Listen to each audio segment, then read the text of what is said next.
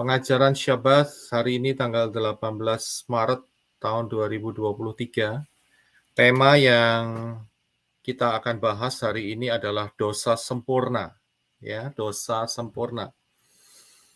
Nanti saudara ikutin saja, saudara akan paham artinya. Saya tidak akan menjelaskan terlebih dahulu, sehingga nanti saudara akan bisa memahami. Dan topik ini sangat-sangat penting ya untuk setiap orang harus mendengar, ya, setiap orang harus mendengar. Karena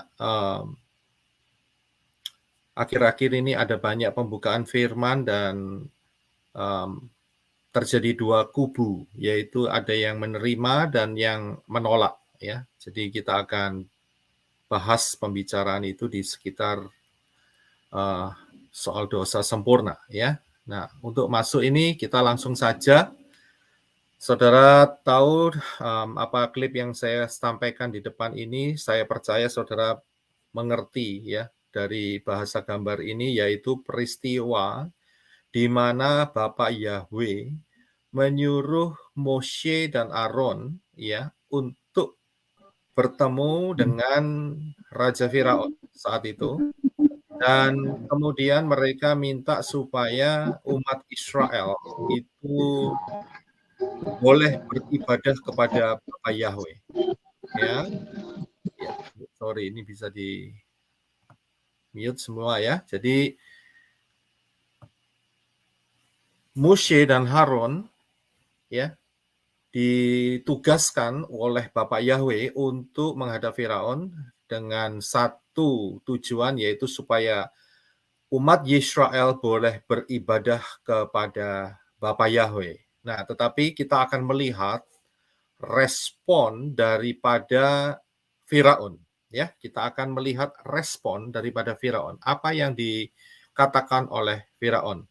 Saya akan ambil dari kitab Keluaran, dan ayatnya memang saya potong-potong, tetapi saya hanya fokus kepada apa yang dilakukan oleh Firaun berulang-ulang, ya, berulang-ulang. Kita akan lihat ya ayat-ayatnya.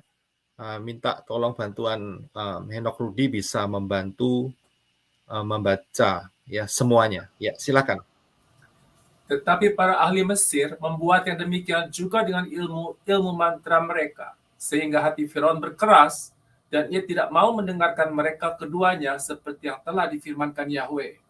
Tetapi ketika Firaun melihat bahwa telah terasa kelegaan, ia tetap berkeras hati dan tidak mau mendengarkan mereka keduanya seperti yang telah difirmankan Yahweh. Lalu berkatalah para ahli itu kepada Firaun, "Inilah tangan Elohim." Tetapi hati Firaun berkeras, dan ia tidak mau mendengarkan mereka seperti yang tadi firmankan Yahweh. Tetapi sekali ini pun Firaun tetap berkeras hati. Ia tidak membiarkan bangsa itu pergi. Lalu Firaun menyuruh orang ke sana, dan sesungguhnya lah dari ternak orang Israel tidak ada seekor pun yang mati. Tetapi Firaun tetap berkeras hati dan tidak mau membiarkan bangsa itu pergi. Tetapi ketika Firaun melihat bahwa hujan es dan guru telah berhenti, maka teruslah ia berbuat dosa. Ia tetap berkeras hati, baik ia maupun para pegawainya. Ya, saudara perhatikan beberapa ayat yang telah dibaca. Terima kasih ya, Henok Rudi. Saudara lihat satu pattern, satu pola yang selalu diulang-ulang oleh Firaun, yaitu satu pattern berkeras hati. Ya, saat itu diberi 10, beberapa tulah belum sampai 10, tetapi sikap, tindakan, dan perkataan daripada Firaun, dia mengeraskan hatinya. Dan itu dilakukan berulang-ulang, saudara. Ya, bukan cuma sekali, 2 kali, 3 kali, tidak. Akan tetapi bahkan sampai ya melebihi dari 3 kali atau 4 kali kalau tidak salah di sana, ya. Dan terus berulang-ulang dia mengeraskan hati. Sehingga di satu titik, ya, di satu titik firman ini keluar, saudara. Ya, yaitu di dalam Keluaran 10 ayat 27 dikatakan berkata bahwa tetapi Yahweh mengeraskan hati Firaun sehingga dia tidak mau membiarkan mereka pergi. Setelah beberapa kali berulang-ulang kali Firaun melakukan tindakan mengeraskan hatinya, dan di satu saat tanpa dia sadari, ya, Yahweh itu mengeraskan hati Firaun. Dia nggak sadar, saudara. Dia pikir, oh saya keraskan hati sekali nggak apa-apa, 2 kali nggak apa-apa, 3 kali nggak apa-apa. Dia pikir tulah itu akan terus seperti itu, ya ada patternnya gitu. Setelah selesai minta tolong sama Moshe sama Aaron, ya, untuk menghentikan tulah-tulah itu dan kemudian keraskan hati lagi. Jadi dia melakukan itu terus. Dan di satu titik tanpa dia sadari, Yahweh mengeraskan hati Firaun. Ya, ini kasus pertama nih ya. Ini kasus pertama. Nah, saya akan bawa kepada saudara di dalam kasus yang kedua. Ya, ini kasus yang pertama dan saya akan bawa saudara kepada kasus yang kedua. Yaitu pada zaman Yeshua HaMashiach. Ya, nah Yeshua HaMashiach ini memberitakan kebenaran di antara bangsa Israel dan menyatakan mujizat-mujizatnya. Banyak mujizat yang sudah terjadi, ya, sehingga di satu titik, ya, itu ada peristiwa di dalam saya nggak kelihatan nih ayat berapa ini. Tolong Henok Rudi bisa baca untuk kita semua nih. Kemudian dibawalah kepada Yeshua seorang yang kerasukan setan. Orang itu buta dan bisu. Lalu Yeshua menyembuhkannya, sehingga si bisu itu berkata-kata dan melihat. Maka takjublah sekalian orang banyak itu. Katanya, ia ini agaknya anak Daud atau Mesias. Tetapi ketika orang Farisi mendengarnya, mereka berkata, dengan Beelzebul, penghulu setan, ia mengusir setan. Ya. Jadi saat itu Yeshua seperti biasa melakukan penyembuhan dan saat itu ada orang yang kerasukan setan, saudara. Ya, tetapi tidak ditulis di sini dia seperti yang terjadi di Gadara. Ya, saudara tahu ya peristiwa yang di Gadara atau Gerasa, di mana setannya itu masuk ke dalam orang dan kemudian orangnya jadi super power gitu, Superman. Ya, dia dikatakan dibelenggu dengan belenggu-belenggu besi, itu semua dipatahkan semua. Wah, kan itu Superman, saudara. Tetapi dalam hal kasus ini, setan ini masuk, tetapi tidak membuat orang itu seperti kegilaan begitu. Akan tetapi yang diserang adalah buta dan bisu. Jadi orang ini buta dan bisu, ya, nggak bisa lihat, nggak bisa dengar, itu karena kerasukan setan. Ya, seringkali banyak sekali di antara kita sekarang, ya, orang-orang luar sana, saat dikasih tahu mengenai Yeshua HaMashiach dan Bapa Yahweh, nama Yahweh Elohim, Sang Pencipta langit dan bumi yang turun ke dunia dalam rupa manusia Yeshua HaMashiach, itu mereka tidak bisa melihat, mereka buta. Dan juga mereka bisu, nggak bisa ngomong. Ya, jadi itu satu indikator bahwa mereka juga kerasukan setan gitu. Ya, tapi levelnya memang level buta dan bisu begitu. Tidak sampai membuat apa itu namanya piring terbang dan sebagainya ya, gelas terbang, panci terbang seperti itu ya. Terus kemudian teriak-teriak, telanjang dan sebagainya. Tidak seperti itu. Tetapi sebetulnya mereka juga kerasukan setan. Jadi kita harus hati-hati ya, waspada. Jadi karena kalau saudara punya saudara yang family yang belum bisa melihat kebenaran ini, patahkan kuasa daripada roh-roh jahat itu, ya. Ada kerasukan setan di dalam itu. Ya, saya lanjutkan. Nah, saat itu Yeshua sedang menyembuhkan orang yang kerasukan setan itu dan orang itu sembuh, ya. Kemudian orang-orang itu takjub dan dia berkata, ini kelihatannya nih ya, anak Daud. Nah, kalimat anak Daud itu artinya Mesias. Itu satu istilah yang sudah common ya, sudah umum saat itu, bahwa yang disebut sebagai anak Daud ya, itu adalah julukan terhadap Mesias. Dan Mesias itu adalah orang yang akan buat mereka saat itu mereka berpikir bahwa mereka akan ditolong oleh Mesias untuk lepas dari perbudakan dari bangsa kekaisaran Romawi begitu ya. Jadi mereka lihat Yeshua ini sebagai Mesias. Nah, tetapi apa yang menjadi respon daripada orang Farisi yang mendengarnya? Ya, mereka berkata, "Oh, itu Yeshua itu menyembuhkan orang itu dengan kuasa setan, ya, yang lebih besar, penghulu setan, begitu, ya. Istilahnya jenderalnya setan, begitu, ya. Karena dia tahu dia kan Ini Yeshua akan ngusir setan kan, bukan menyembuhkan begitu saja. Ini kasusnya different loh, beda dengan saat Yeshua menyembuhkan Bartimeus ya. Itu memang betul-betul buta dia gitu, secara fisik. Akan tetapi kebutaan yang kali ini itu karena kerasukan setan. Jadi setannya diusir dan mereka tahu bahwa ini adalah pengusiran terhadap setan.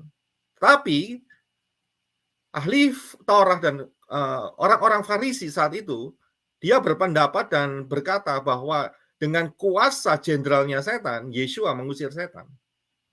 Dan kalimat ini kalau diteruskan ke bawah, Yeshua menjelaskan, ya, ini dia ayatnya. Tolong Henok Rudi bisa baca untuk kita semua. Sebab itu aku berkata kepadamu, segala dosa dan hujat manusia akan diampuni, tetapi hujat terhadap Roh Kudus tidak akan diampuni. Markus Apabila orang mengucapkan sesuatu menentang anak manusia, ia akan diampuni. Tetapi jika ia menentang Roh Kudus, ia tidak akan diampuni, di dunia ini tidak, dan di dunia yang akan datang pun tidak. Ya, silakan dilanjut dengan Markus pasal yang ketiga. Aku berkata kepadamu, sesungguhnya semua dosa dan hujat anak-anak manusia akan diampuni. Ya, semua hujat yang mereka ucapkan. Tetapi apabila seorang menghujat Roh Kudus, ia tidak mendapat ampun selama-lamanya, melainkan bersalah karena berbuat dosa kekal. Saudara bisa lihat di sini. Kalau seandainya Yeshua berkata, kamu hanya menghujat anak manusia, kamu akan diampuni. Akan tetapi level yang dilakukan oleh orang Farisi ini, itu mereka sudah melihat mujizat Yeshua berulang-ulang, dan mereka mengatakan sebagai conclusion-nya atau kesimpulannya bahwa Yeshua melakukan hal itu semua karena diberi kuasa oleh jenderalnya setan, begitu. Ya, kalau saya bisa berkatakan seperti perkataan sehari-hari. Dan Yeshua berkata, jika kamu menentang atau melawan anak manusia, kamu akan diampuni. Akan tetapi, kalau kamu menentang Ruach Yahweh Elohim, kamu tidak akan diampuni. Di dunia ini tidak. Jadi selama kamu hidup ini sudah masuk di dalam kategori kamu tidak diampuni. Walaupun orang itu masih dikasih kesempatan untuk hidup. Ya. Dan bahkan Yeshua tidak berhenti sampai di situ. Yeshua berkata, di dunia yang akan datang pun tidak. Wah, itu celaka luar biasa. Jadi start di dunia ini orang-orang itu masih diizinkan hidup, tetapi tidak bakal diampuni dosanya, dan dilanjutkan nanti di dalam dunia yang akan datang, ya. Berarti setelah kematian, orang itu akan dibuang di lautan api. Saudara bisa lihat, Markus dan Matius menggunakan kata yang sedikit berbeda tetapi sama kekuatannya. Ya, kalau di Markus dikatakan bahwa dia tidak mendapat ampun selama-lamanya. Wow, ini mengerikan sekali. Melainkan bersalah karena berbuat dosa kekal. Ya. Jadi dosanya itu walaupun dia masih hidup tetapi tidak bisa diampuni lagi. Karena sudah masuk kategori penghujatan terhadap Roh Kudus, Ruach Yahweh Elohim. Inilah yang saya maksudkan sebagai dosa yang sempurna. Walaupun orang itu masih tetap hidup, bisa makan, bisa jalan-jalan, bisa melakukan banyak aktivitas, bekerja, punya keluarga, dan sebagainya. Tetapi di hadapan Bapa Yahweh, ini orang terbuang. Tidak akan pernah diampuni selama-lamanya. Ya, mungkin saudara akan berpikir, kok bisa begitu? Mekanismenya bagaimana? Nah, kita akan lihat ya, kita akan lanjutkan. Ya, nanti saudara akan bisa mendapatkan apa yang dimaksud. Saya akan berikan contoh kecil saja, ya, tapi saudara nanti akan bisa melihat dan menimbang serta menilai apa yang terjadi, dan itu nyata di tengah-tengah kita semua. Ya, jadi saudara paham dulu ayat-ayat ini. Ini contohnya seperti persis Firaun tadi. Dikasih kesempatan, ya, kemudian dia berkeras hati. Setelah melihat kelegaan, dikasih kesempatan lagi, mengeraskan hati lagi. Dikasih kesempatan pembebasan, melegakan, nggak ada tulah-tulahnya, mengeraskan hati lagi. Dan tanpa disadari, Firaun melewati garis yang telah ditetapkan oleh Bapa Yahweh, dan Bapa Yahweh berkata, aku keraskan hati kamu. Selesai. Walaupun dia masih bisa berkarya sedikit ya buat Mesir, Misraim saat itu, tetapi di hadapan Bapa Yahweh kesempatanmu habis. Ya, paham ya? Itu konsep daripada dosa sempurna. Nah, sekarang kita akan melihat bagan. Coba tolong dibaca terlebih dahulu Matius 25 tadi. Henok Rudi bisa bantu saya. Terima kasih. Karena setiap orang yang mempunyai, kepadanya akan diberi, sehingga ia berkelimpahan. Tetapi siapa yang tidak mempunyai, apapun juga yang ada padanya akan diambil daripadanya. Ya, perhatikan ayat itu. Kalau mempunyai, maka akan ditambahkan sehingga berkelimpahan. Akan tetapi kalau tidak punya, apa saja yang dalam hidupnya akan dikuras, diambil, saudara. Ya, jadi begini, bagan ini saya bikin seperti ini. Ada yang mendapat pemahaman firman, ya, mendapatkan pemahaman firman. Dan saat orang itu mendapatkan pemahaman firman, itu orang itu harus pilih. Karena manusia itu diciptakan sebagai makhluk bebas, free will, punya kehendak bebas untuk memilih. Dan pilihannya cuma dua, saudara. Nggak ada pilihan tengah. Ya, pilihan nggak ada di tengah gitu ya. Jadi pilihan hanya dua, mau menerima atau menolak. Sudah begitu aja, ya. Ada orang yang berkata sekarang, oh saya tidak menerima tapi tidak menolak. Itu sudah termasuk menolak, ya. Jadi pilihan cuma dua, menerima atau menolak. Nah, kita akan lihat orang yang menerima dulu, ya. Kita akan melihat orang yang menerima dulu. Kalau menerima, maka pemahaman firman itu akan ditambah. Cocok dengan apa yang dikatakan Matius 25 tadi. Ya, kalau punya akan ditambah. Itu prinsipnya. Ya, setia dari perkara yang kecil, maka kamu akan dipercayakan perkara yang besar. Ya, akan ditambahin. Dan setelah ditambahin, proses ini akan diulang lagi. Dia akan ditambahin lagi dengan kebenaran yang baru. Dia mau terima atau tidak?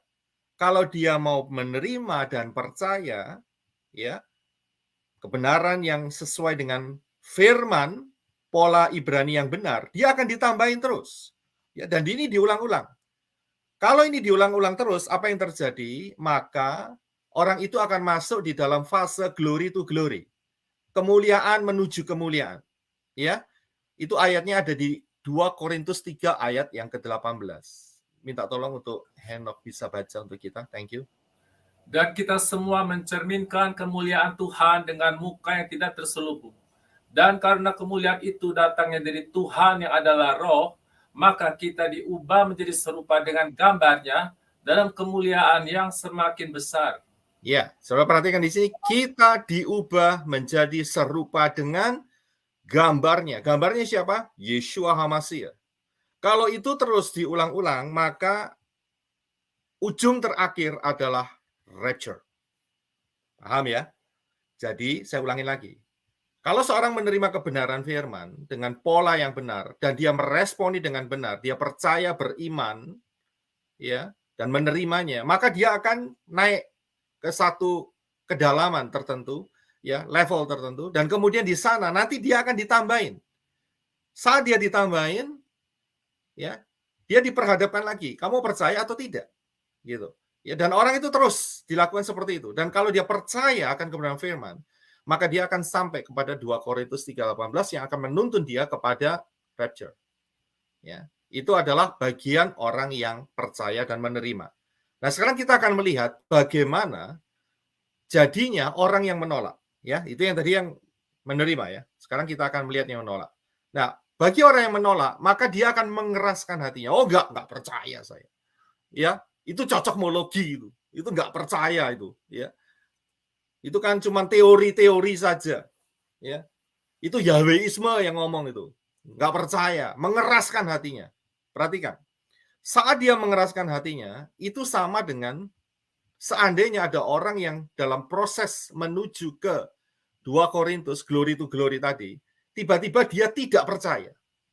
Di tengah perjalanan dia tidak percaya, berarti dia akan masuk ke dalam golongan yang mengeraskan hati. Ya, paham ya sampai di sini ya. Jadi saat ada orang yang percaya kemudian jadi tidak percaya, dia masuk golongan orang yang menolak. Ya. Ingat tidak ada jalan tengah, hanya ada 2 jalan, percaya atau menolak. Nah, dia akan masuk di dalam mengeraskan hati. Nah, saat dia mengeraskan hati, Roh Kudus, Ruh Yahweh Elohim tidak tinggal diam. Dia tetap memberikan kesempatan kalau masih ada kesempatan. Ya, proses ini akan diulang lagi. Dikasih kebenaran lagi, dikasih tahu. Tiba-tiba muncul ada teman yang berkata, kamu percaya dong sama Bapak Yahweh dalam Yeshua HaMashiach ya? Bukan percaya kepada Yahusa atau kepada Yahua atau namanya adalah Yehoshua ya. Tapi yang benar adalah Yahweh di dalam Yeshua HaMashiach. Dikasih kesempatan lagi. Kalau sampai dia mau bertobat, maka dia akan kembali posisinya ke atas. Tetapi kalau dia tidak mau bertobat dan berulang-ulang dia tidak mau bertobat, ya, mengeraskan hati, maka di satu titik orang itu akan masuk di dalam satu level atau satu daerah yang namanya dosa sempurna. Persis seperti 2 kasus yang telah kita baca di atas. Yang pertama adalah Firaun, yang kedua adalah orang Farisi. Masuk. Padahal orang itu belum meninggal, saudara. Tapi di hadapan Bapa Yahweh, orang itu sudah masuk di daerah dosa sempurna. Dosanya tidak diampuni. Karena apa? Karena dia mengeraskan hati pada saat Ruah Yahweh Elohim berulang-ulang menegur dia. Berulang-ulang ya, untuk membawa orang itu kepada kebenaran, orang itu tidak mau. Tidak mau diarahkan, tidak mau kembali kepada pola yang telah ditetapkan Bapa Yahweh. Masuk dia di sana. Ya, orang itu nggak sadar. Seringkali orang itu tidak sadar. Kalau dia sadar, dia bertobat, dia bisa kembali. Tapi seringkali orang itu tidak sadar sampai matinya. Ya, dan dia masuk dalam dosa sempurna dan bisa dipastikan bahwa orang-orang itu masuk dalam lautan api. Ini saya nggak menghakimi loh. Ini saya hanya memberikan apa yang ada di dalam firman. Kalau nggak ada dalam firman, saya nggak berani ngomong. Tapi karena ada kasus ini di dalam firman melalui peristiwa Firaun dan peristiwa Yeshua dengan orang-orang Farisi, maka saya berani berbicara, saudara. Ya, dan ini ada real. Ya, kita harus berjaga-jaga, kita harus hati-hati, dan kita juga harus diperlengkapi dengan pengajaran ini. Ya, jadi kita paham semua ya. Jadi kalau sampai orang itu dikasih tahu mengeraskan hati berulang-ulang, maka di satu titik saudara nggak akan pernah tahu orang ini dosa sempurna atau tidak. Kita nggak pernah tahu. Yang hanya tahu adalah Ruah Yahweh Elohim. Roh Bapak Yahweh. Bapak Yahweh sendiri yang tahu posisi ini. Bahkan orang itu sendiri pun tidak menyadari. Persis seperti Firaun. Ya, paham ya bagian ini. Nah, kita akan coba ya, seperti yang saya ayat tadi kita sudah baca, bahwa orang yang menghujat roh berulang-ulang melakukan kekerasan hati, menolak kebenaran, ya, dia tidak akan mendapat ampun selama-lamanya, melainkan bersalah karena berbuat dosa yang kekal. Nah, aplikasinya bagaimana? Ini agak sedikit panjang, saudara sabar melihat kebenaran firman ini, sehingga saudara dapat maknanya. Ya, bagaimana aplikasinya? Saya akan berikan contoh. Hukum internasional itu berkata begini, nama tidak dapat diterjemahkan. Ya, nama itu tidak bisa diterjemahkan. Kita akan lihat. Di Kanada, mobil yang warna putih di tengah itu, ya, mereka sebut car. Ya, di Indonesia, ya, disebut mobil. Betul ya? Kemudian di Kanada, mobil yang putih itu mereknya Toyota, saudara. Ya, mereknya Toyota. Karena dari Toyota yang mengassembly ya mobil itu sehingga dikasih nama Toyota. dari Toyota Corporation, begitu. Ya. Nah, saat di Indonesia, ya, apakah nama Toyota itu berubah? Nah, ini dia. Ini pertanyaan besarnya itu di situ. Ingat ya, nama tidak dapat diterjemahkan. Tetapi uniknya, ada beberapa orang nggak catch up gitu, nggak ngeh, ya, nggak mendapatkan hal ini. Ya, apakah nanti kalau pindah di negara yang benderanya seperti yang saudara lihat di sebelah kanan itu namanya menjadi, karena toy itu adalah mainan, maka mobil itu mereknya adalah mainan OTA. Paham nggak? Toy itu mainan, ya. OTA, ya kita nggak bisa tahu apa OTA di Indonesia. Tapi apakah dari Kanada yang mereknya mobil itu adalah Toyota dan pindah masuk ke Indonesia, ya, jadi mainan OTA, namanya jadi mainan OTA, kan enggak. Jadi nama tidak bisa diterjemahkan, betul kan? Saudara tahu orang ini siapa namanya? Orangnya sudah meninggal, ya. Dia yang menciptakan atau menggagaskan, mencetuskan konsep daripada Apple. Namanya Steve Jobs. Pada saat dia berkunjung ke negara Indonesia, ya, kira-kira namanya jadi apa? Karena kalau kita lihat nama belakangnya dia, itu di dalam kamus Indonesia, itu artinya adalah pekerja. Apakah dia jadi nama Steve, pekerja-pekerja? Apakah begitu? Wah, kalau kayak gitu kan runyam ceritanya. Jadi saya harus kasih tahu. Coba ya masyarakat Indomie, tempe, yang makan soto, makan pecel, rendang, dawet, onde-onde, risoles, lumpia, dan sebagainya. Coba mikir.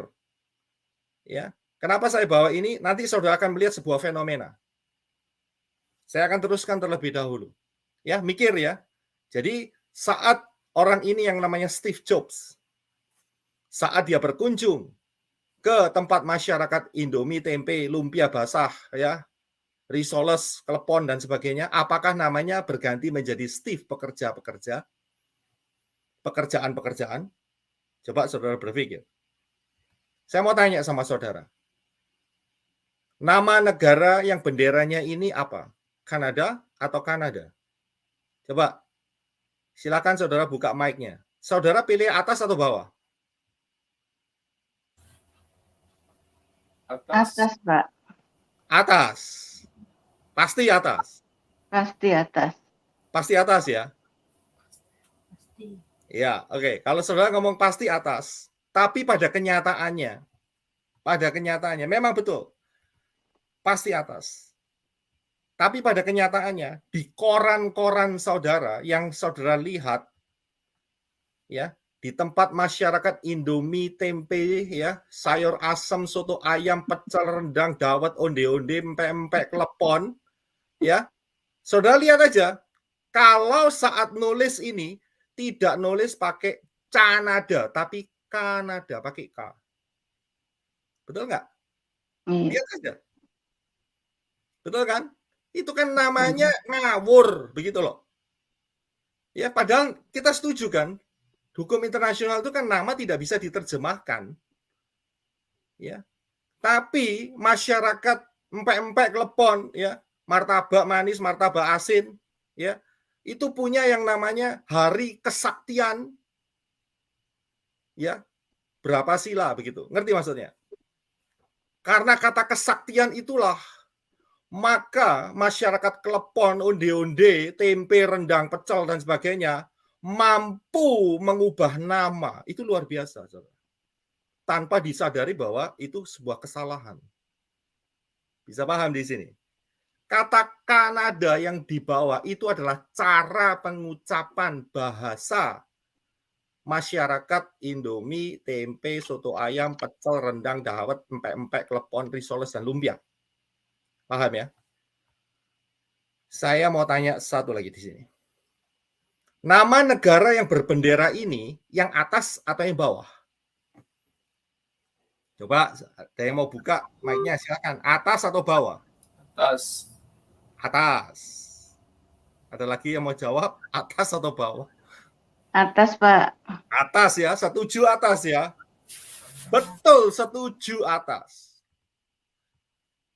Ya, namanya itu yang atas. Tapi anehnya di koran-koran ya, di website kata United States itu diganti menjadi serikat.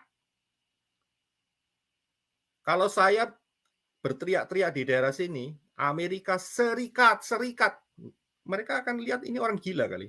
Apa itu serikat? Nggak ngerti. Tapi aneh. Di koran-koran, ya, yang majority orang makan tempe, rendang, dawet, ya, onde-onde, pecel, ya, klepon, risoles, lumpia, ya, lumpia basah, lumpia goreng, ya, itu mereka pakai tulis di koran mereka Amerika Serikat. Dari mana gitu loh? Kan kita punya hukum internasional.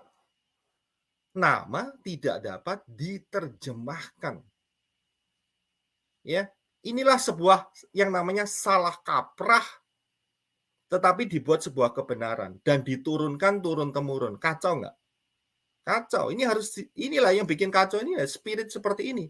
Ya, karena apa? Ya itu tadi. Karena ada perayaan kesaktian.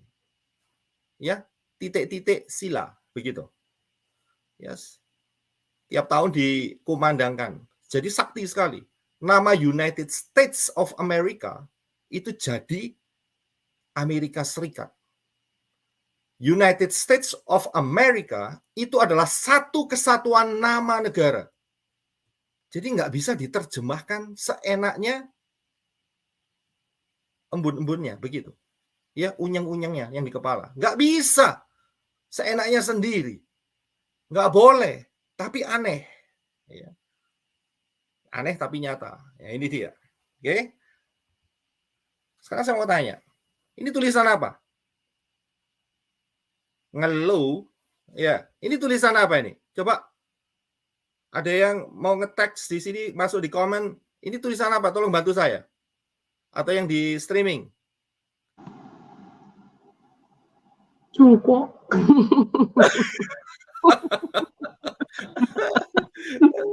Mungkin Ruth bisa kali.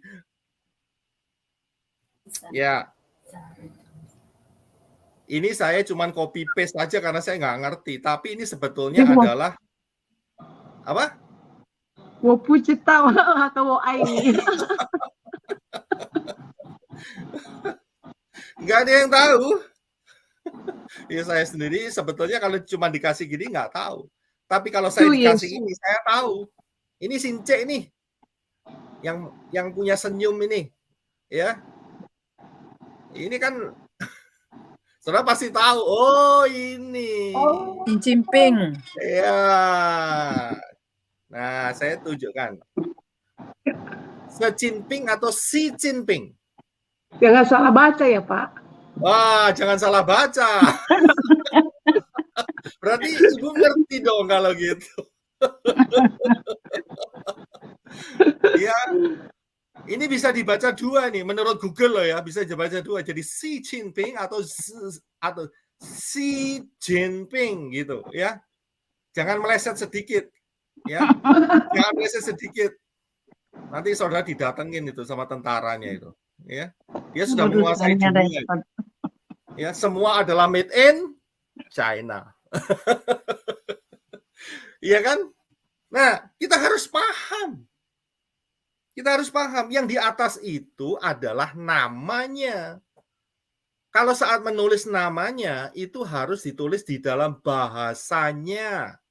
Sedangkan yang kalau kita bisa ucapkan sekarang walaupun nggak ngerti, tapi kita lihat, oh kita bisa baca itu Xi Jinping atau Xi Jinping. Itu adalah cara pengucapan. Paham ya di sini ya? Bisa membedakan antara nama dengan cara pengucapan. Kalau saudara mau kasih uang sama Ence itu, pergi ke China, Tiongkok, kemudian saudara tulis dengan tulisan XIJINPING, sama banknya dipikir, saya tidak tahu kamu nulis apa. Saudara ngotot, loh ini namanya. Dia bilang tidak tahu. Tapi saudara, pada saat saudara dibantu oleh penterjemah menuliskan dengan kalimat yang di atas, saudara bisa lihat, saudara akan diterima. Paham ya di sini ya? Pahamin dulu, kita akan lanjutkan. Saya akan masukkan yang kedua. Saya harus bagi klipnya ini menjadi 4 karena filenya besar sekali. Ya, saya akan lanjutkan.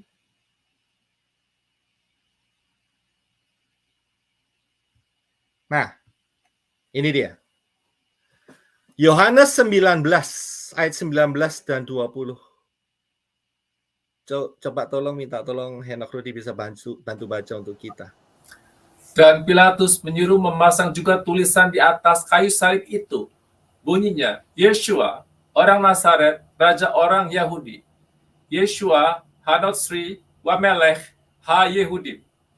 Banyak orang Yahudi yang membaca tulisan itu, sebab tempat di mana Yesus disalibkan letaknya dekat kota, dan kata-kata itu tertulis dalam bahasa Ibrani, bahasa Latin, dan bahasa Yunani. Ya, saudara perhatikan di sini ada satu kata, ya, satu kalimat, tetapi saya fokus kepada yang kata Yeshua, yang sebelah kanan, ya, itu ditulis semuanya di dalam 3 bahasa, Ibrani, Latin, dan Yunani. Kita harus tahu ini, pada saat Yeshua disalibkan, Romawi lah yang menjadi kekaisaran yang menguasai atau menjajah bangsa Yahudi saat itu, Yerusalem, tanah Kanaan, ya. Dan orang Romawi dia punya 2 bahasa, yaitu bahasa Latin dan bahasa Yunani. Dan Yerusalem adalah salah satu pusat perdagangan saat itu. Jadi ada banyak orang yang tidak bisa bahasa Ibrani, tetapi bisa bahasa Latin dan bahasa Yunani. Sehingga pada saat dia lewat, mereka lihat, kenapa ini orang disalib? Itu alasannya ada semua di atas. Ya, kalau alasannya pejinah gitu, ya, ditulis di atasnya, ya, membunuh, kemudian tidak mau bayar pajak, begitu ya, pemberontakan, menentang kekaisaran, itu ditulis semua alasannya di atas. Nah, saat itu Yeshua digantung, disalib. Kemudian alasannya ditulis di atas kepala daripada Yeshua. Tulisnya adalah Yeshua Hanotsri Wamelech Ha-Yehudim.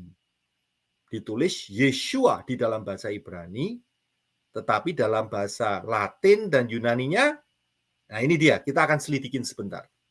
Ya, jadi ada 3 bahasa alasan mengapa ada tulisan di atas kepala Yeshua, supaya orang-orang tahu alasannya kenapa Yeshua disalib. Ya. Kalau di sini ada, di Amerika di sini ya, ada satu restoran ditutup. Itu ada tulisannya, mengapa ditutup oleh Health Department, Departemen Kesehatan. Biasanya kurang bersih atau ada masalah di dalamnya. Ya, pipanya bocor, gasnya bocor atau apa, itu harus ditulis sehingga mengerti, ya. Nah, kita akan coba lihat apa yang menjadi kata Yeshua ini. Ini adalah kata Yeshua. Ya, bacanya dari kanan, Yod, Shin, Waw, Ayin. Ya, kalau saya ngomong Yod itu yang paling kanan, Yod, Shin, Waw, Ayin. Itu cara pengucapannya. Dan ditulis Yeshua, Y-E-S-H-U-A. Nah, saya harus jelaskan di sini bahwa yang namanya itu adalah yang di atas itu, yang goresan-goresan itu, Yod, Shin, Waw, Ayin. Tetapi saat saudara dan saya mengatakan Y-E-S-H-U-A, itu adalah cara melafalkan kita. Cara kita melafalkan. Ya, cara kita melafalkan Yod, Shin, Waw, Ayin. Itu bunyinya adalah Yeshua. Ya, paham ya di sini ya. Nah, jadi Yeshua itu adalah, kalau kita ngomong Y-E-S-H-U-A, itu adalah cara pengucapan dalam bahasa Indonesia. Karena bahasa Indonesia itu punya alfabet A sampai Z. Dan itu bunyinya semua Yeshua. Persis seperti orang Yahudi, sama. Yeshua. Ada semua, ada Y, ada E, ada S, ada H, ada U, ada A. Lengkap. Ya.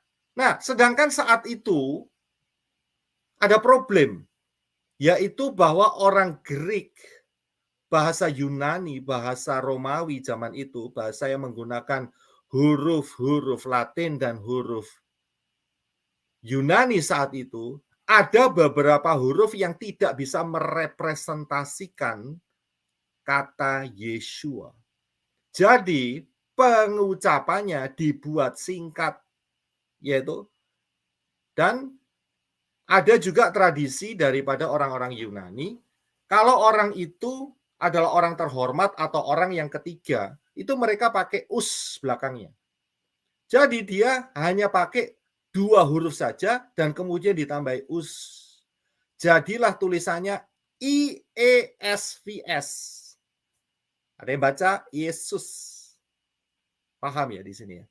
Jadi itu adalah cara pendekatan paling dekat saat itu. Ya, ini bukan terjemahan loh, bukan. Caranya karena mereka nggak bisa ngomong. Saya pernah berulang-ulang katakan bahwa saya pernah kerja di satu perusahaan kabel, ya. Manajernya itu namanya Thomas, orang Indo. Dan kemudian di sana itu yang bekerja itu campur orang Spanish, orang Meksiko ya, Spanish, Indonesia, orang Chinese, orang Vietnam banyak di situ. Dan satu kali ada satu orang Vietnam berkata, tomat. Saya nggak ngerti. Apa itu tomat? Saya pikir dia buah tomat. Akan tetapi saya dikasih tahu sama teman, dia nggak bisa ngomong S di belakang. Karena orang Vietnam tidak punya S di belakang. Jadi S-nya dihilangin jadi tomat. Baru saya ngerti. Tetapi apakah namanya jadi tomat? Orang itu, manajer itu? Tidak kan? Dia akan tetap, walaupun di Vietnam, namanya tetap ditulis Thomas. Walaupun orang-orang Vietnam berkata, nggak bisa ngomong Thomas, tapi tomat. Tomat, gitu. Buat kita tomat, ya tomat, saudara. Kecap. Sorry, kecap itu bahasa Amerika sini. Bukan kecap yang hitam ya. Ketchup. Gitu, ya. Jadi, paham dalam ini. Nah, kemudian, saudara harus tahu bahwa saat zaman Yunani itu semua kitab-kitab keagamaan itu harus diterjemahkan. Ya. Dari bahasa Ibrani menuju bahasa Yunani. Nah, mereka juga kan sudah saya kasih tahu di atas tadi. Mereka nggak bisa ngomong. Jadi yang paling dekat adalah IESVS, Yesus. Ya, IESVS. Ya, ini sebuah sejarah yang tak terbantahkan loh. Kalau sampai saudara keras hati, hati-hati, gitu aja. Ya. Kemudian diterjemahkan di dalam Septuagint. Itu namanya Septuagint. Jadi kalau saudara baca Septuagint, ya, itu adalah dalam bahasa Yunani, saudara. Ya, kebanyakan di situ, dan nama daripada Yeshua itu nggak ada, nggak kelihatan. Yang ada adalah IESVS. Nah, kita masuk dalam sejarah sebentar. Saat kekaisaran Romawi ya, bangsa Yahudi itu adalah bangsa yang selalu berontak. Selalu berontak. Alasannya 2, saudara. Yang terbesar ya. Alasannya 2. Yang pertama adalah masa atau timing kedatangan Mesias. Dan yang kedua, orang Yahudi ya nggak mau beri pajak kepada kaisar. Itu problem. Ya, penetapan pajak yang tinggi oleh kekaisaran Romawi terhadap orang Yahudi. Kita akan lihat mengenai timing kedatangan Mesias terlebih dahulu. Saudara masih ingat pada saat orang-orang dari timur Majus datang kepada Herodes. Herodes itu kekaisaran di bawah kekaisaran Romawi, saudara. Ya, coba Henok Rudi bisa bantu kita untuk membaca. Silakan, terima kasih. Sesudah Yesua dilahirkan di Bethlehem di tanah Yudea pada zaman Raja Herodes, datanglah orang-orang Majus dari timur ke Yerusalem dan bertanya-tanya, "Di manakah dia, raja orang Yahudi yang dilahirkan itu? Kami telah melihat bintangnya di timur, dan kami datang untuk menyembah dia." Ketika Raja Herodes mendengar hal itu, terkejutlah ia beserta seluruh Yerusalem. Maka dikumpulkannya semua imam, kepala, dan ahli Taurat bangsa Yahudi. Lalu dimintanya keterangan dari mereka di mana Mesias akan dilahirkan. Mereka berkata kepadanya, "Di Bethlehem di tanah Yudea, karena demikianlah ada tertulis dalam kitab Nabi." Saudara bisa lihat ada kata di mana Mesias akan dilahirkan. Kaget si Herodes. Loh, ada raja yang akan lahir. Mereka tahu Mesias itu raja. Ya, jadi pada saat itu tahu bahwa bangsa Yahudi itu sedang menunggu rajanya, Mesiasnya. Ditambahin lagi dengan profesi atau nubuat yang ada di dalam Daniel 9:25. Nggak usah dibaca. Itu ada perhitungannya. Saudara lihat di pengajaran saya, pola Shemitah, saudara akan temukan. Ya, bahwa mereka itu bisa menghitung loh kedatangan Yeshua HaMashiach. Orang Israel itu bisa menghitung, orang Yahudi. Dia menghitung.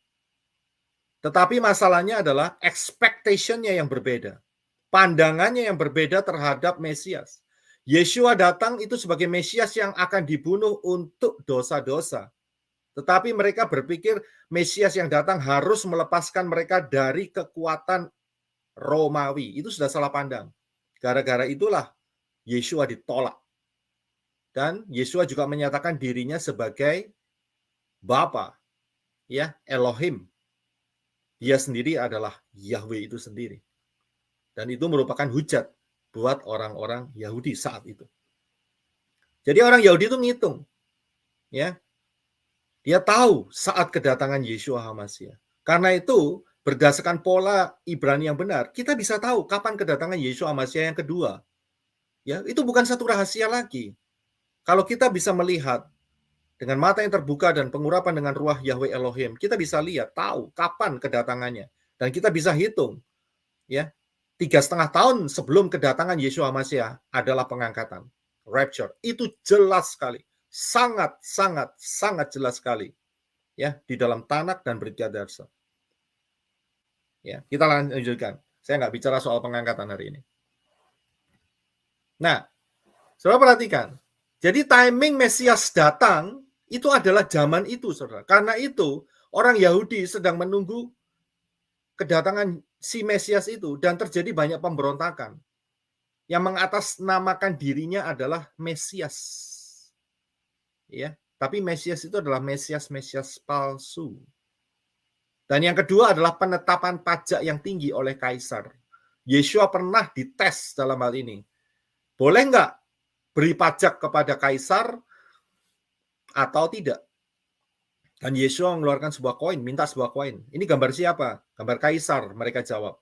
Kalau gambar kaisar, berikanlah kepada kaisar yang menjadi hak kaisar, dan berikanlah kepada Elohim Yahweh apa yang menjadi hak daripada Elohim Yahweh. Ya, jadi orang Israel saat itu, Yahudi, nggak mau bayar pajak. Tapi ditekan dengan luar biasa. Ya, jadi kita harus paham. Nah, karena inilah, maka terjadi pemberontakan yang besar. Dua pemberontakan yang terbesar yang terjadi adalah saat tahun 70, di mana Bait Suci itu dirubuhkan total oleh Titus. Dan yang kedua adalah pemberontakan Bar Kokhbah. Ya, ada seorang yang namanya Simon Bar Kokhbah antara 132 sampai 135 setelah Masehi. Ya. Dan saat itu grup rabbinik itu sudah mulai terbentuk dengan sangat kuat sehingga mereka menyebut yang namanya Simon Bar Kokhbah ini sebagai Mesias. Ini dia. Messiah of Jews. Ya, Mesiasnya orang Yahudi. Tapi lagi-lagi ya, mereka tidak punya fondasi kebenaran firman yang benar. Akhirnya ya itu Mesias palsu. Sedangkan Yeshua sudah selesai urusannya. Ya, jadi kita harus hati. Dan hari ini kalau saudara lihat di Israel itu 90% lebih itu rabbinik semua. Ya, yang topinya gede, topi kecil atau apapun, itu grup rabbinik semua. Dan mereka sedang menunggu Mesias. Yang mereka tunggu adalah bukan Yeshua, karena mereka menolak Yeshua. Yang mereka tunggu adalah anti Hamasiah. Ya, kita harus paham dalam hal itu. Ya, jadi pembangunan bait suci nanti yang ketiga ini itu bukan untuk Yeshua Hamasiah, tetapi itu untuk anti Hamasiah. Ya. Hari ini kita bicara soal dosa sempurna, ya, soal zaman akhir nanti kita akan bahas lagi dalam beberapa minggu ke depan. Ya, jadi karena pemberontakan ini, maka orang Romawi itu benci sekali, saudara, terhadap orang-orang Yahudi, karena bikin masalah, bikin ulah, bolak-balik melawan kekaisaran Romawi, bolak-balik, saudara. Terjadi pemberontakan yang paling besar dua ini. Sehingga terjadi sentimen kebencian. Nah, orang Romawi itu nggak ngerti, nggak bisa membedakan maksud saya, antara yang rabbinik dengan yang mesianik. Nggak tahu mereka. Mereka anggap itu semua sama rata, sama rasa. Begitu. Mereka nggak bisa membedakan. Padahal pada saat itu terjadi movement, pergerakan mesianik yang luar biasa. Ya, terjadi pelipat gandaan jiwa-jiwa di Tuai karena mereka percaya Yeshua Hamasiah.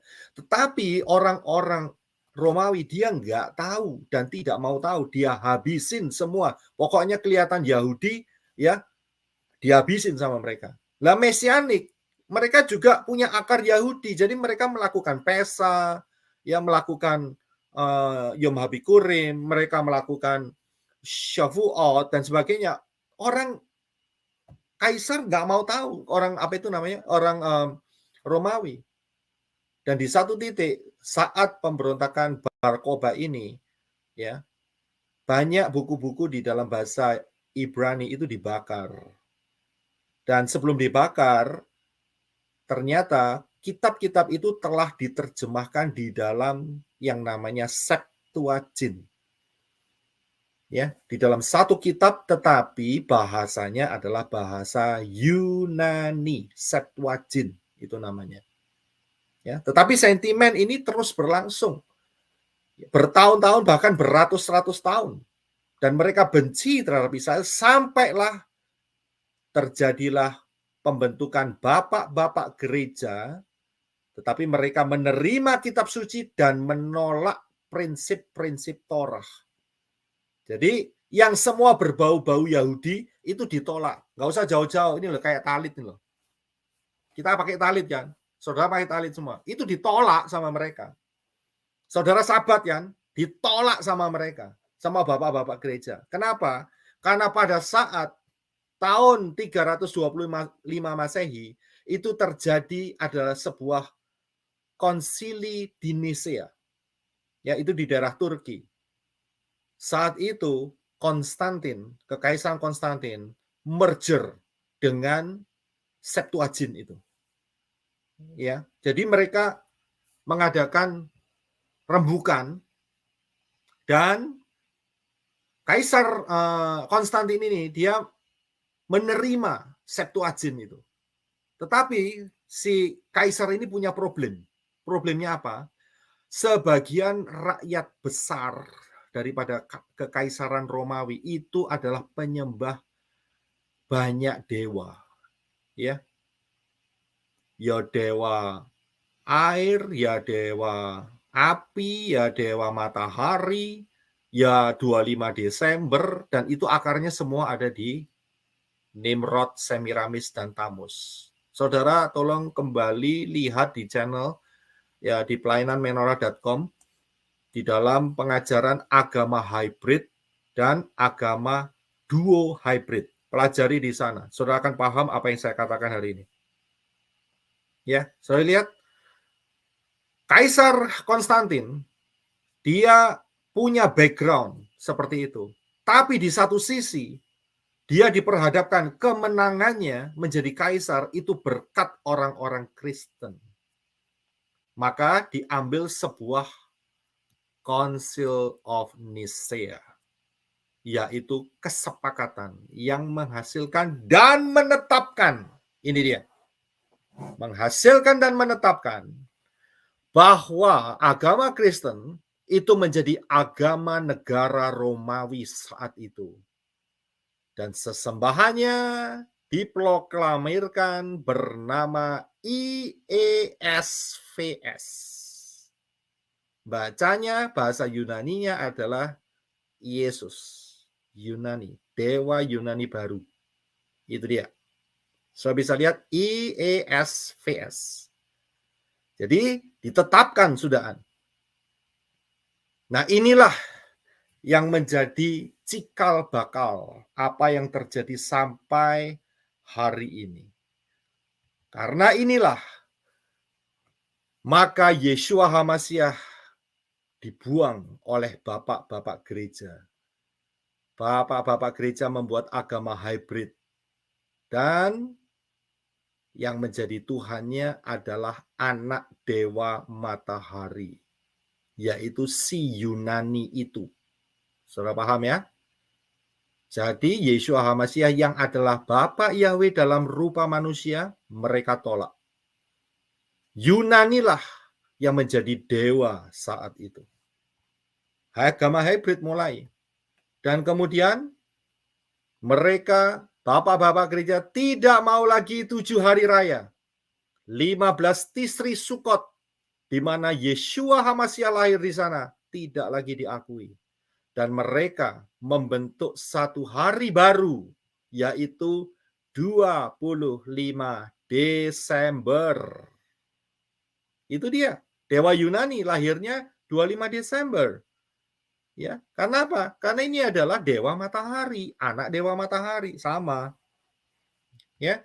Kemudian, saudara perhatikan, Konsili Nisea, ya, tidak lagi menggunakan Shabbat.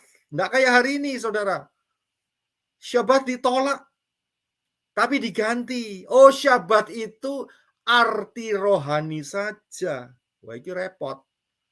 Ya, kemudian diganti. Karena itu beribadahlah hari matahari, Sunday. Ya, jadi ini akibat-akibat daripada merger antara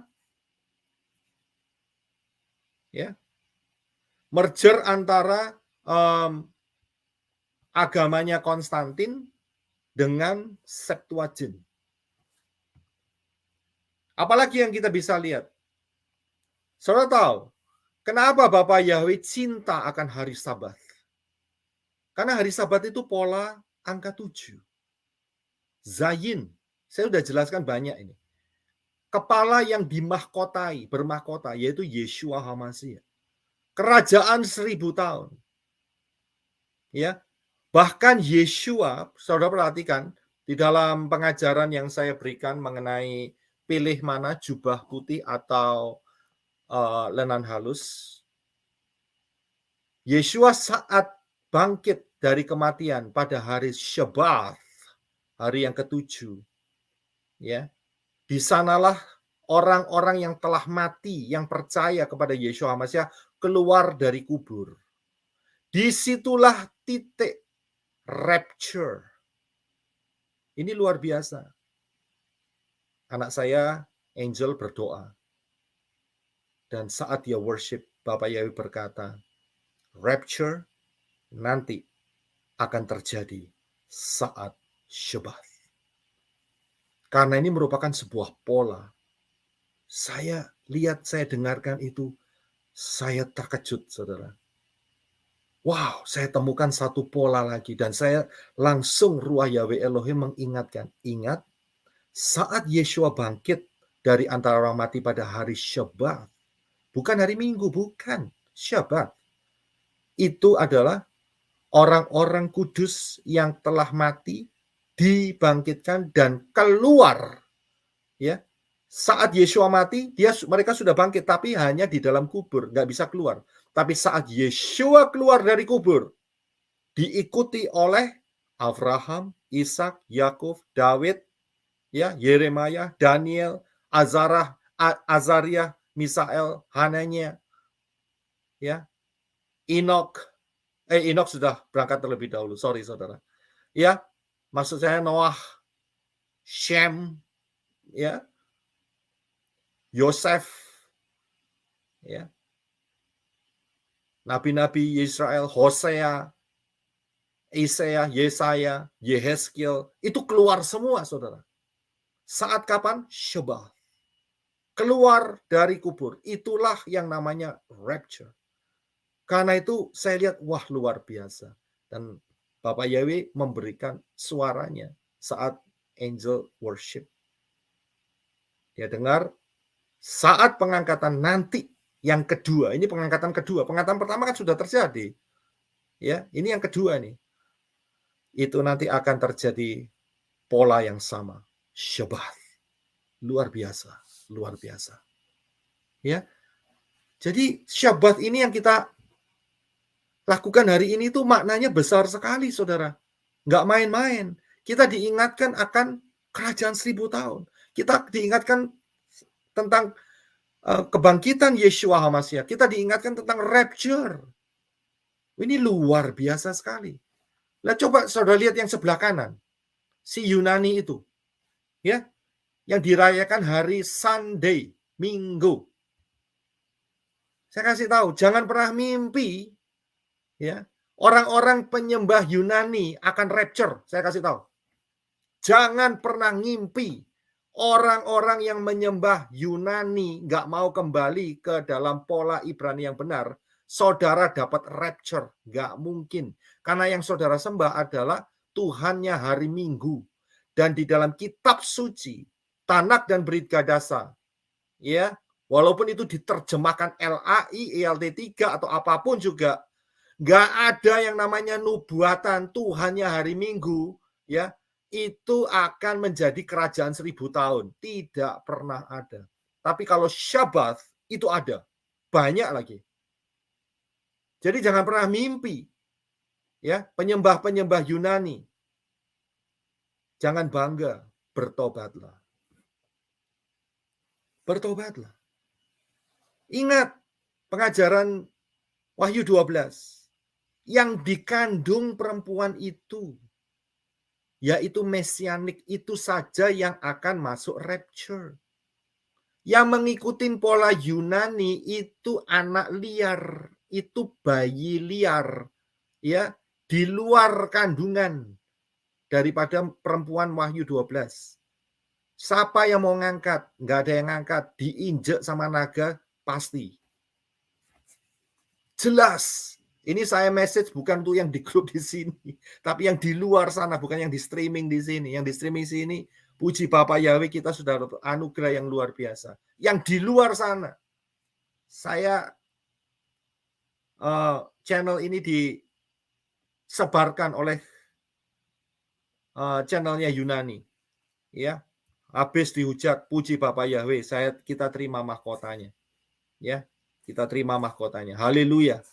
Tapi satu hal, mereka dengar nama Yahweh, nama Yeshua HaMashiach, dan mereka dengar pola kebenaran Ibrani yang benar. Bukan lagi Minggu, bukan lagi Sunday. Nggak akan pernah ada itu. Ya. Apalagi yang kita bisa lihat di sini. Oh, sorry, to be continued. Kalau gitu saya akan masukkan yang ketiga.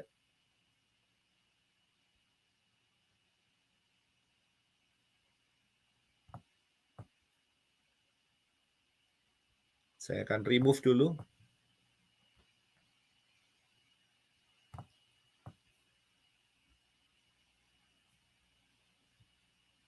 Apalagi? Agama hibrid, ya, membuang Torah. Torah dibuang. Kita percaya akan Torah adalah kasih anugerah Bapak Yahweh supaya kita jalannya benar sebagai manusia. Mereka buang Torah. Kacau. Sehingga berkibarlah bendera pelangi di gereja-gereja Yunani. Yaitu buah mereka. Saya bisa lihat di sini. Buat kita mengasihi Torah karena Yeshua mengajarkan Torah. Dia adalah Moreh. Sedangkan orang-orang Yunani prinsip-prinsip Yunani, grup-grup Yunani, Torahnya dibuang. Yang berikut, Yeshua HaMashiach mati 14 Nisan, hari Rabu, Pesah. Buat Yunani, Jumat Agung.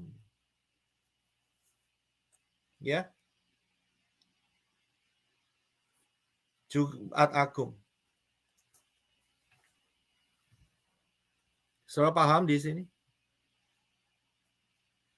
Kalau dihitung Jumat Agung tidak sampai 72 jam. Yang benar adalah 14 Nisan, hari keempat, hari Rabu. Ya, paham ya di sini ya.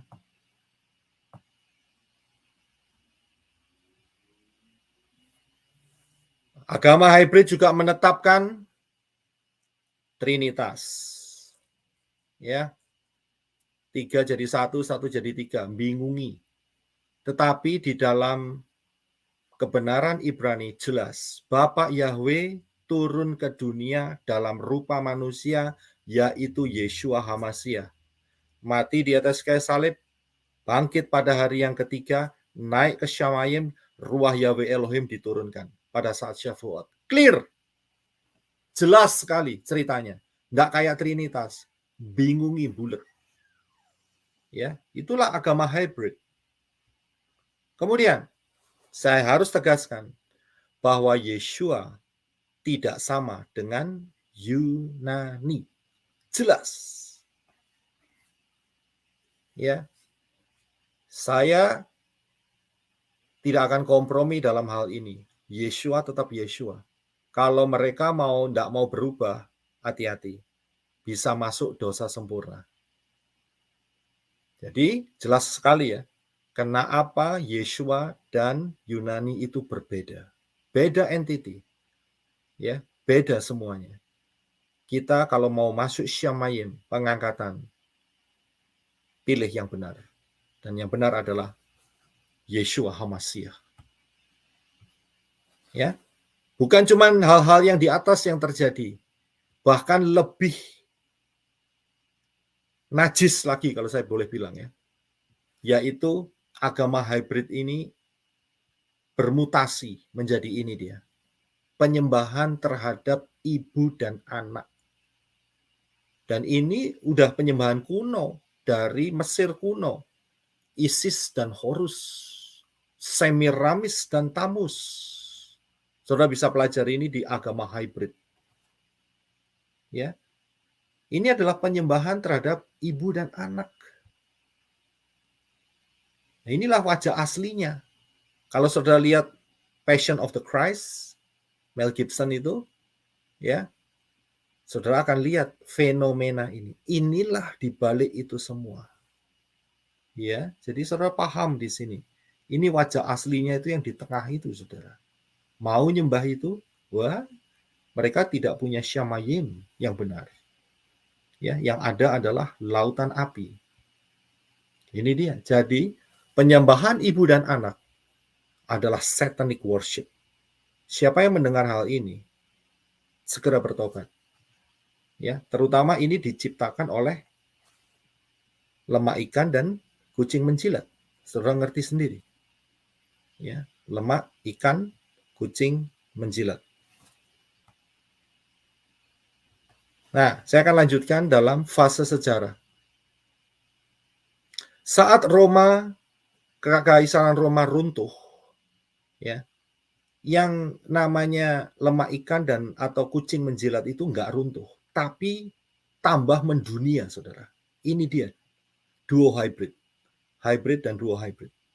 Ya, tidak runtuh, tapi lebih kokoh lagi. Sehingga karena mereka sudah pakai yang namanya IESVS tadi, ya, nama Yunani tadi.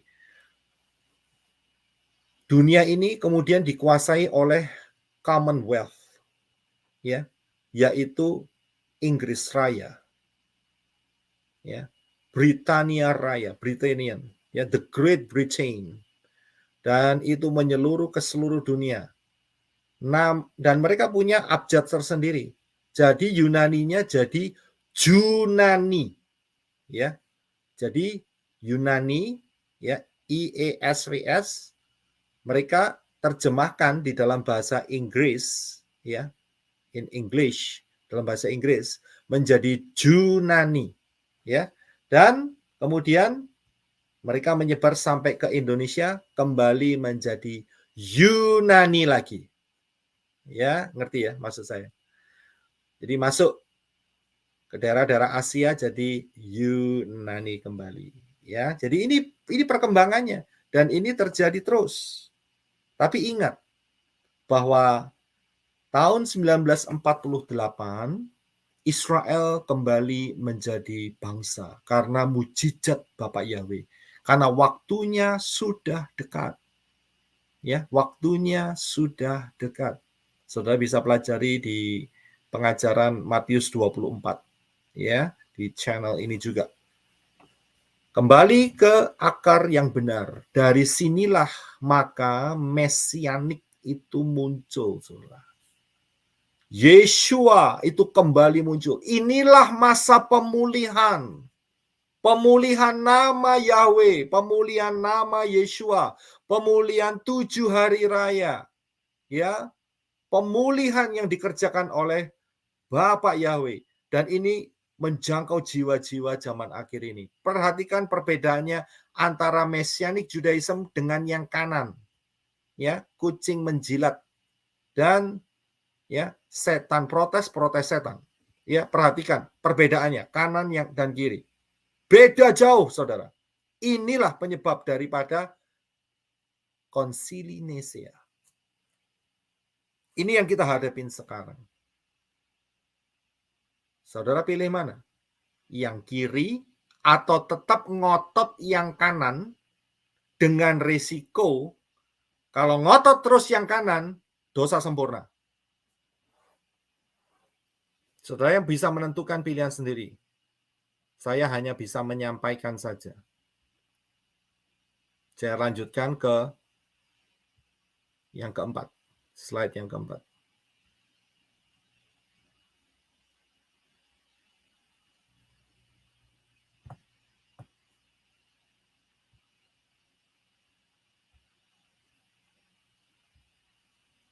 Sekali lagi saya tegaskan bahwa Yeshua tidak sama dengan Yunani atau Junani. Tidak sama. Beda. Ya. Perhatikan sedikit lagi. Keluaran 3 ayat 15. LAI berkata, selanjutnya berfirmanlah sesembahan Islam kepada Moshe, beginilah kau katakan kepada orang Israel, Tuhan, ya, sesembahan Arab nenek moyangmu, sesembahan Arab Abraham, sesembahan Arab Ishak, dan sesembahan Arab Yakub telah mengutus aku kepadamu, itulah namaku untuk selama-lamanya, dan itulah sebutanku turun-temurun. Ingat, ini auranya adalah aura tetangga sebelah. Ya. Yang benar adalah Keluaran 3:15 ILT3. Dan Elohim berfirman kepada Moshe, katakanlah demikian kepada Bani Yisrael, Yahweh, Elohim leluhurmu, Elohim Abraham, Elohim Yisak, dan Elohim Yakub telah mengutus aku kepadamu, itulah namaku untuk selama-lamanya, dan itulah peringatan bagiku turun-temurun. Saudara bisa lihat di sini, tidak ada Tuhan yang namanya Tuhan, kecuali yang merayakan kesaktian titik-titik sila. Sakti. Ya. Diganti seenaknya sendiri. Yang benar adalah Yahweh. Untuk sesembahan Arab, kembalikanlah kepada yang memiliki. Ya. Teman-teman yang beragama kembalikan. Kita tidak lagi pakai itu lagi. Kita pakai konteks yang benar, yaitu Elohim. Itu tepat sekali. Ya. Dan nama daripada pencipta langit dan bumi adalah Yahweh. bagi yang mendengar ini, saudara diberi 2 kesempatan. Kalau pertama kali mendengar ini, dan saudara mau memilih untuk kembali ke pola yang benar, maka saudara sedang menuju ke jalan pengangkatan. Akan tetapi, kalau saudara mengeraskan hati, berulang-ulang, nyinyir bolak-balik, tanpa saudara sadari, saudara akan masuk di satu daerah, yaitu dosa sempurna. Saudara masih diizinkan oleh Bapa Yahweh hidup, tetapi nama saudara sudah dicoret dari kitab kehidupan. Tidak ada kesempatan lagi. Jelas dikatakan oleh Yeshua, menghujat Roh Kudus adalah dosa kekal untuk selama-lamanya. Baik di dunia ini, baik di dunia yang akan datang.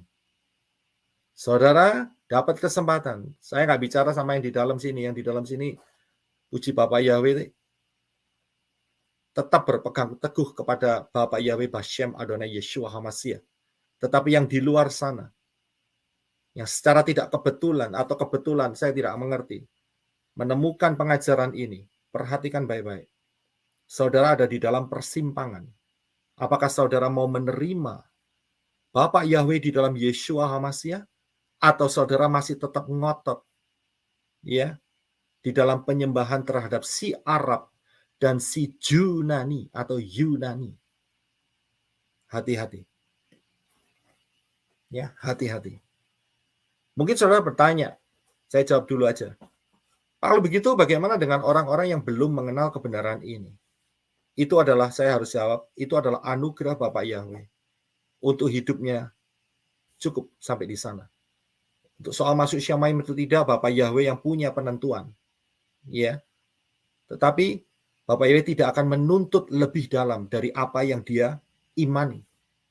Tetapi berita ini adalah untuk orang-orang yang saat ini, dalam zaman ini, yang sudah sangat dekat terhadap tahun-tahun pengangkatan, tinggal beberapa tahun lagi, dan saudara mengeraskan hati, tidak mau menerima Yahweh Elohim di dalam Yeshua HaMashiach.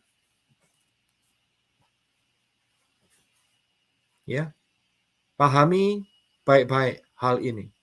Ingat, Firaun dia lewat garis kemurahan Elohim Yahweh dan dia masuk di dalam dosa sempurna. Saya harap kita semua diselamatkan. Ingat, hari ini adalah tahun 2023. Hampir menyelesaikan 6.000 tahun sejak kejatuhan Adam dan Hawa dalam dosa. Hampir. Saya lebih perjelas lagi. Kita sudah masuk di dalam Shemitah. Putaran Shemitah yang terakhir. Kita harus berjaga-jaga. Karena ini berdasarkan pola yang saya telah berikan dari kebenaran firman. Kalau kita sudah masuk dalam cycle 7 tahun Shemitah yang terakhir ini, berarti di dalam perhitungan bisa dipastikan 3 tahun mendatang, Yeshua HaMashiach akan mengangkat mempelai-mempelainya. Berjaga-jagalah. Kita sudah di Maret 18 tahun 2023. Sudah bisa lihat 3,5 tahun lagi, sekitar ya Maret atau awal daripada tahun 2026. Menurut pola ini, menurut pola dengan posisi Yeshua HaMashiach mati di atas kayu salib tahun 30 Masehi, maka perhitungannya adalah tahun 2029 kedatangan Yeshua HaMashiach, perang Armageddon, dan 3,5 tahun sebelumnya adalah masa pengangkatan. Ya, temukan pengajaran-pengajaran ini di channel ini. Dan bagaimana kalau saya belum selamat? Apa yang harus saya kerjakan? Ingat, keselamatan datang dari bangsa Yahudi.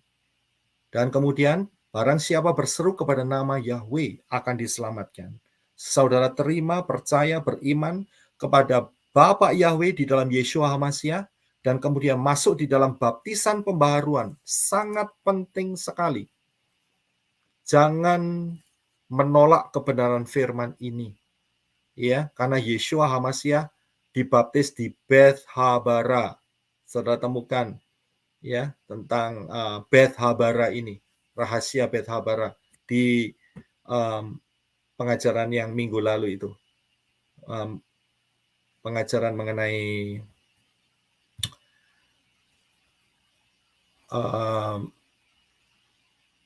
pengangkatan, ya. Apa yang ingat judulnya ya, pengangkatannya? Coba saudara kasih. Tubuh kemuliaan. Oh ya, tubuh kemuliaan, ya, pengangkatan ya. Tubuh kemuliaan. Terima kasih. Ya, terima kasih. Tubuh kemuliaan. Ya, Beth Habara. Kemudian berjalan, belajar kebenaran firman, berjalan dengan Bapak Yahweh dalam Yeshua, dan kita nantikan Yeshua pasti akan mengadakan rapture buat mempelai-mempelainya. Ya. Untuk baptisan pembaharuan, tolong visit pelayananmenorah.com karena lebih luas di sana arenanya untuk saudara bisa mendapatkan informasi di daerah-daerah mana saja saudara bisa mendapatkan baptisan pembaharuan. Ya, bisa masuk ke dalam pelayanan menorah. Saya akan update setelah ini ya, dalam hari ini atau besok saya berikan update-nya secara lebih lengkap lagi. Ya, mungkin hari ini belum muncul, tetapi besok pasti akan muncul.